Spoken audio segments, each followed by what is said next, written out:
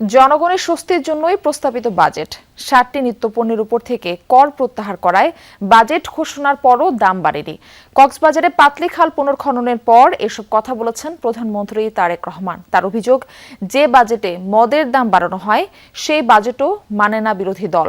বলেন, দেশে অস্থিতিশীলতা ছড়ানো আর মানুষকে বিভ্রান্ত করাই তাদের উদ্দেশ্য। কক্সবাজার প্রতিনিধি এহসান আল কুতুবিকে সঙ্গে নিয়ে আল আমিন তালুকদারের ক্যামেরায় সাইফুদ্দিন রবিনের রিপোর্ট। রেইনবো অ্যাক্রোপ্লাস্টে অ্যাক্রিলিক এমালশন থাকায় মুছে ফেলা যায় যে কোনো দাগ সহজেই। Rainbow Paints. পর্যটন নগরী কক্সবাজারে ভোর থেকেই টানা বৃষ্টি। বৈরী আবহাওয়ার মধ্যেই ছাতা মাথায় কিংবা কাক ভেজা হয়ে অপেক্ষায় নেতাকর্মীরা। উপলক্ষ প্রধানমন্ত্রী তারেক রহমানের আগমন। বেলা 10:30 নাগাদ পৌঁছান সরকার প্রধান। উদ্বোধন করেন PM খালি ইউনিয়নের পাতালি খাল পুনঃখনন কার্যক্রম, যা 1979 সালে খনন করেছিলেন তাঁরই পিতা শহীদ রাষ্ট্রপতি জিয়াউর রহমান। কক্সবাজারের দুঃখ, বাকখালী নদী থেকে এই খালের উৎপত্তি, যা পুনঃখননের মাধ্যমে শুষ্ক মৌসুমে থাকবে স্বাভাবিক জল প্রবাহ। প্রভাব পড়বে উৎপাদনের অর্থনীতিতে। পরে পথসভায় অংশ নিয়ে প্রধানমন্ত্রী বলেন, ভোটের কালির দাগ মোছার আগেই খাল পুনঃখনন, ফ্যামিলি কার্ড, কৃষক কার্ড বা চিকিৎসা ব্যয় কমানোর মতো জনস্বার্থ সংশ্লিষ্ট নির্বাচনী ইশতেহার বাস্তবায়ন শুরু করেছে সরকার। জানান, ৬০টি পণ্যের উপর কর প্রত্যাহার করায় বাজেট ঘোষণার পরও নিত্যপণ্যের দাম বাড়েনি।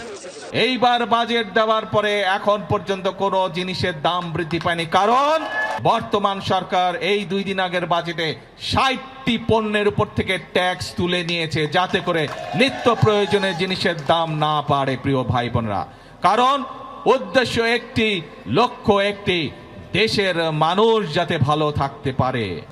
সরকার প্রধান বলেন, দেশের মানুষকে ভালো রাখতেই এই বাজেট প্রস্তাবনা, কিন্তু বিরোধী দল অস্থিতিশীলতা তৈরি এবং মানুষকে বিভ্রান্ত করতে চায়। যেই বাজেটে মদের দাম বাড়ানো হয়, যেই বাজেটে সিগারেটের দাম বাড়ানো হয়, সেই বাজেটও বিরোধী দলের পছন্দ নয়। তাদের উদ্দেশ্য একটাই, তাদের লক্ষ্য একটাই, সেটা হচ্ছে দেশের মধ্যে একটি অস্থিতিশীলতা, অশান্তি তৈরি করা, মানুষকে বিভ্রান্ত করা।